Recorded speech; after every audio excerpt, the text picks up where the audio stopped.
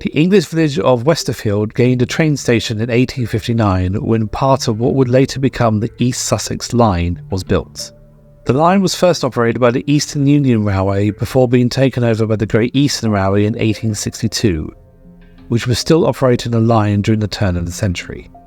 The station would gain more importance in 1877 when the Felixstowe branch line was opened and Westerfield became a minor junction. One common sight on the line heading into the 1900s was the Class Y14s. More commonly known by the LNER designation of J15s, these were 060 tender engines designed by Thomas Wurzel. Measuring 35.2 feet long and weighing in at 67 tons, these were mixed traffic engines, and 259 were built in several batches from 1883 to 1913. One of these locomotives, number 522, was built as Trafford Works in 1899 and was allocated to the Ipswich sheds in early 1900.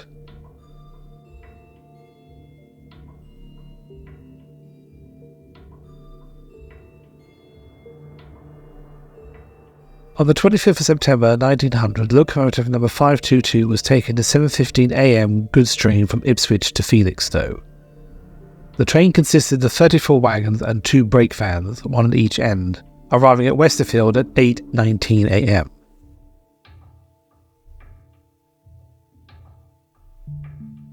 After arriving, a wagon was detached and shunted away by number 522 before being recoupled to the train at about 8:22 a.m. At 8:34 a.m, a local passenger train ahead of them departed the station. Then the station master, William Henry Wilkes, then walked up to the waiting goods train and told the driver, John Bernard, that he was holding them for about 8 minutes while the passenger train ahead cleared the section. When this was acknowledged, Wilkes returned to his office while the train's guard, Frederick Phillips, and the shunter, Henry William, walked back to his brake van after supervising the shunting. At about 8:43 a.m, when the two men were about halfway down the train, there was a thunderous explosion. The boiler of number 522 had exploded with little warning, and with enough force that the entire boiler from firebox to smokebox was ripped clean from its frames. The boiler, which weighed several tons, launched itself some 95 feet ahead of the engine, landing on the down platform and crushing a gate hut. Station Master Wilkes rushed out of his office and, upon seeing the crushed hut, raced over to it. Its 2 occupants, a policeman and a young lad who worked the bookstall, were trapped underneath the wreckage but thankfully were quickly extracted with only minor injuries. Porter Matthew Brand, who was operating the crossing gates at the time of the explosion, also avoided getting hit by the boiler but did suffer minor injuries to his mouth and legs. Station Master Wilkes then raced over to the coal yard where guard Phillips had found driver Bernard. He had been blown off his cab and had been alive when he was found, but had died by the time Wilkes arrived. Wilkes then asked the recently freed policeman to conduct a search for the missing fireman who was nowhere in sight, while he went up to the signal box to make sure the line was protected. After a 20-minute search, the body of fireman William MacDonald was found. He'd been blown off 522's tender and had landed in the third empty wagon from the loco. He would be the last reported casualty. An investigation into the cause of the explosion by Lieutenant Colonel von der Lopp was published in November of 1900. He found that the incident was caused by a combination of a manufacturing defect and a lack of supervision over inadequate repairs.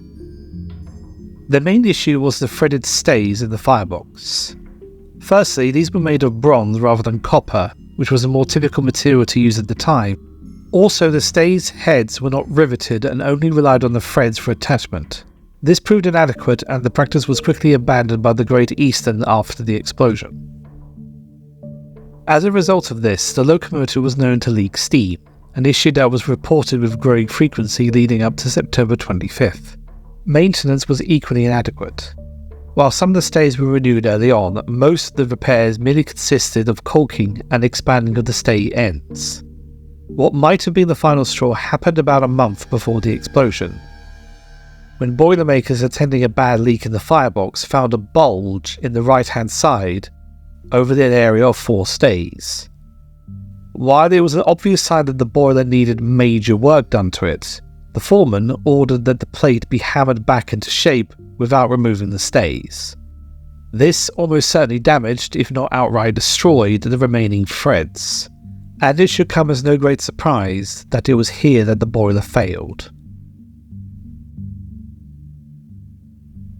It was also found that it was not customary for such work to be inspected in order to ascertain whether it had been effectively carried out. And while drivers had report books, nobody at the works had the duty of reading them.